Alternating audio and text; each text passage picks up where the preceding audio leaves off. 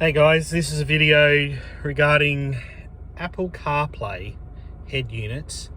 In specific, I'm using the Kenwood DAB Wi-Fi Apple CarPlay / Android Auto head unit. As you can see here, Apple CarPlay, and it's got all the apps, etc. Yeah, so I'm making a video just for you guys about basically, and this is specific to the Navara NP300 STX, just the little things that you don't get told when you go to buy this unit and install it. Now, there's plenty of videos about how to install these units into the Navara and taking the old one out. Pretty easy to do. The videos are really good. You can whip this in and out in about 20 minutes if you've watched the videos a couple of times and you've got all the looms, etc. Now, there's 3 vendors obviously involved in this system. 1, Navara or Nissan, 2, Kenwood, and 3, another company called Aerpro. Now, Aerpro make aftermarket like wiring looms and fascia kits, etc. for various different cars and or radio head units. So if you go to the Aerpro website and you plug in the type of unit you're going to put in, the car you've got, etc., you'll be able to find usually a fascia kit and a wiring loom, and I've got all that stuff. So I got the head unit, it was about $850. Then I had to buy the aftermarket fascia kit, so it gets rid of all the buttons because you'll have dials on the old one, and it makes it fit this kit. Didn't realize at the time that it comes with a trim as well, so you've got the different color. I'm not sure why they did a matte grayish black and a piano black. Not sure why they would do that, but they did, and that's what I got stuck with. And also got a wiring loom, which sort of takes your factory head unit wiring plugs and makes them compatible with this unit. Plus there's a steering control input cable and a couple other things that come with the kit. Get all the cables you need. Don't skimp out and get some of the cables, whatever. Now, Nissan obviously have nothing to do with this other than they make the car. So any issues you have, don't bother going to Nissan.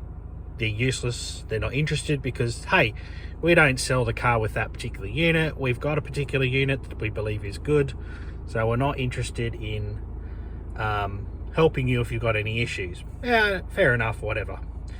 The other people involved obviously is Kenwood, and then obviously you've got Aerpro. Okay, so Aerpro, as I said, they make after unit aftermarket wiring products. Okay, Kenwood themselves are probably not going to help you with any of the issues either. None of them advertise the issues that I've experienced. So this video is basically about the issues that I discovered, and the major one being on here. If you've been driving around and using the factory head unit, is you'll find that it's great because it'll tell you what radio station you're listening to, what song you're listening to, and all that wonderful stuff. Now, get one of these units, nah, no go, not going to help, won't get the information.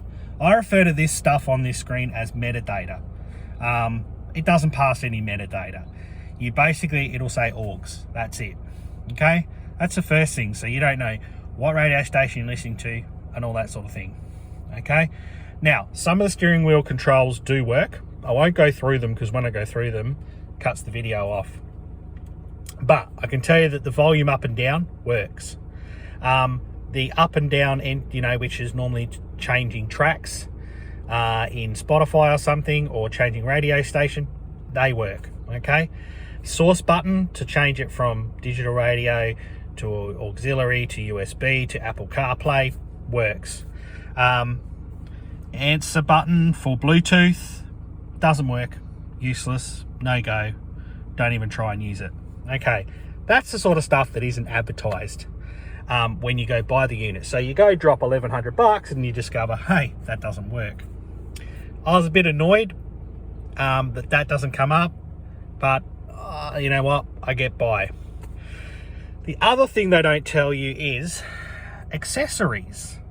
when you turn your key to accessories, or in this instance, if you've driven the STX and you got the STX, you press the start button once without your foot on the brake and you get accessories.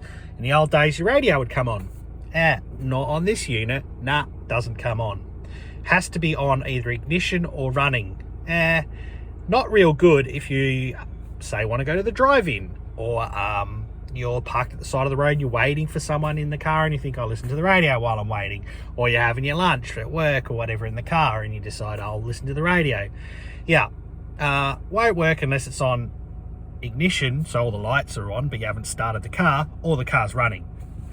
Now, I rang Aerpro, and they said, oh yeah, that's probably because the STX is on a CAN bus system and not all stuff works. Would have been nice to tell me that prior to me forking out $350 for a kit and making a decision on whether or not I wanted to change the head unit. Anyway, what I did discover was behind the head unit, when you're wiring it, there is a separate wire for, it says accessories. Now, there's a couple of options. You can use CAN bus 1 or accessories 12 volt. I used the accessories 12 volt, and then I found in the fuses under the dash here, under the glove box, a spare fuse for 12 volt accessory switched. I wired it straight to that, and now the system will work when I'm sitting by the side of the road with the ignition off and I've just got the accessories on. So there is a workaround, but you've only got one spare fuse for that, and I use one of those piggyback ones. You can do it and it works and it's fine. I did tell Aerpro this and they went, oh yeah, that will work, but your steering wheel controls won't work when you're on accessories. Rubbish, they do work. They work fine, so I don't know what they're talking about. The final thing that I only discovered just today, being the end of daylight savings, is you notice 6:04 p.m. on my clock here, 5:05 p.m.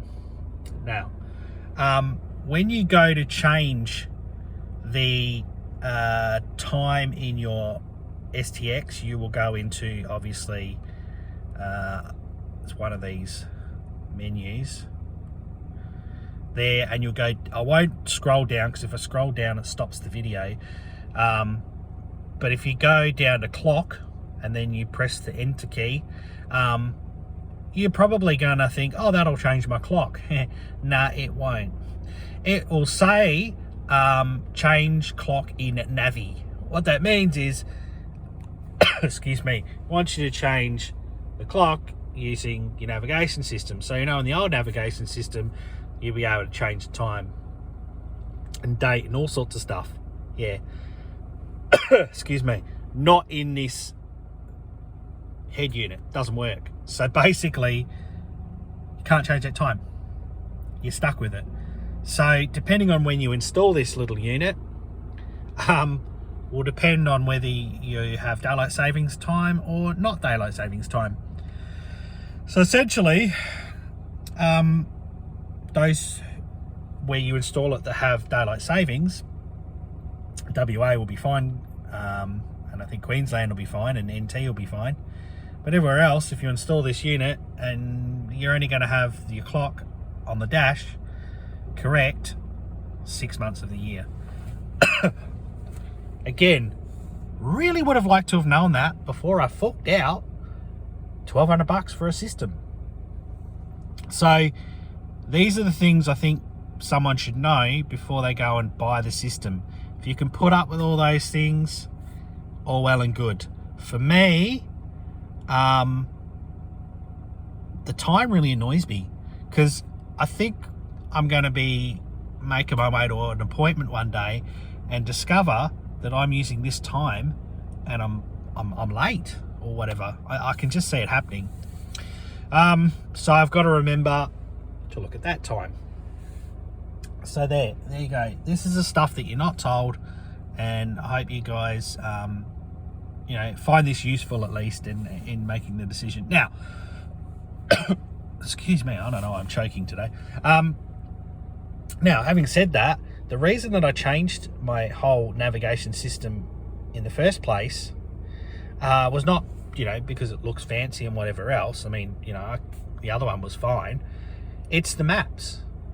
The maps are shocking with Nissan, and they give you the old rubbish story when you say, oh, can I update my maps? Oh yeah, you've got the latest map, but you don't. Like, I've had apparently the latest maps installed, and I'm driving on, well, it's telling me I'm in the middle of paddocks, that I'm on roads that have been there for 5 years. Like, I don't know who writes the maps, where they get the maps from for Nissan, but they're wrong. And they're never up to date. And Googling it, I'm not the only one with this problem. Most people have this issue. In this day and age, when you spend, you know, $60,000 basically by the time you walk out of a dealership for a car, they could get the maps right. And then they have the cheek of sometimes trying to charge you $300, $400, $500 to change the maps. So at least with Apple CarPlay and Android, you've got up-to-date maps. Apple Maps, for instance, is really awesome. Really good navigation system. I do like Waze. I use Waze a lot because it's there's a lot of real-time user input. So, you know, if there's an accident up ahead, you're going to know about it. If there's roadworks, there's a car on the side of the road. All those things are awesome. So I love Waze, and I use it all the time. So that's why I changed. But yeah, I'm really just a bit annoyed about this whole thing. The time, I call it metadata, as I said, the metadata not passing. Yeah, it's a little bit frustrating. Messages are good. You know, it allows you to get a text message and it will read it to you so that you don't have to read it yourself, obviously, because, you know, when you're driving, you shouldn't be texting. And you can reply to a text message and it'll do it voice to text. I've got an iPhone, so obviously Siri does the translation, but it's all through the head unit. Incidentally, the only flaw I find with Siri is it asks you, do you want to reply? And you say yes. If your first word of your reply is no, like if someone asks you, do you want, you know, chicken for dinner tonight, and you don't want it, and you reply, no, I don't, Siri just doesn't send a message because she thinks you've changed your mind. That's the only issue I find with voice to text. But other than that, I mean, that's not a that's not an Apple CarPlay issue. That's a Apple iPhone issue. But anyway, hope you liked the video.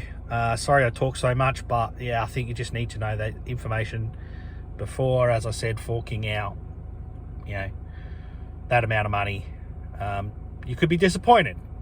In my instance, as I said, I'm not really disappointed, but I am frustrated by the time thing. I have written to Nissan and asked them the question, but I guarantee their answer will be, well, put the old unit back in, or we don't support that, or not our problem. When what they should have probably said was, wish we had written a system where you could change the clock without using the navigation system. Anyway, just another Nissan thing that I discovered as a Nissan owner. That's just a Nissan thing. That's just a Nissan thing. Seems to be always the answer. Anyway, too late. They got my 60K 3 years ago. They're laughing. And yeah, I just had to find a workaround. All right, thanks for the video, for watching the video, sorry. And check the link in the description below for the type of head unit I put in, and also the Aerpro kit if you're interested. All right, bye.